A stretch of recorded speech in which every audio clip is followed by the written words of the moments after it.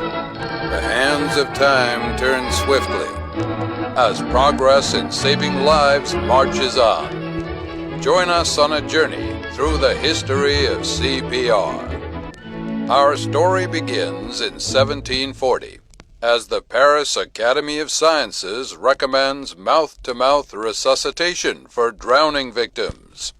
More than a century later, Dr. Friedrich Maas performs the first documented chest compressions on a patient. Then, in 1903, Dr. George Kreil reports the first successful use of external chest compressions to revive a patient. Another step forward is taken when Drs. James Elam and Peter Safar modernized the technique for mouth-to-mouth resuscitation. Just a few years later, work begins on the Resusci-Anne mannequin, developed by Asmund Layerdal, Dr. Safar, and Dr. Bjorn Lind. The training aid is introduced in 1960. That same year, CPR itself is developed.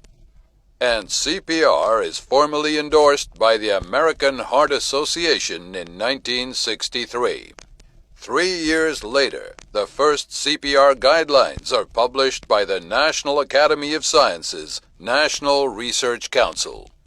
Then, in 1972, the world's first mass CPR training program begins in Seattle, certifying more than 100,000 people in the first 2 years.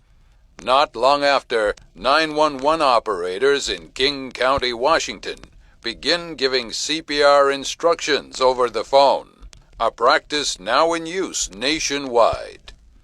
And in 1983, the American Heart Association convenes a national conference to develop CPR guidelines for children and infants. The decade of the 1990s sees the start of programs to put automated external defibrillators in public places. And in 2005, the American Heart Association develops CPR Anytime for family and friends, allowing anyone to learn CPR in just 20 minutes.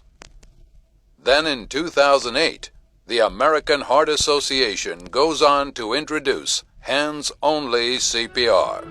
Today, we stand on the threshold of new progress in CPR. Techniques will be further refined, more people will be trained, and more lives will be saved as the history of CPR marches on.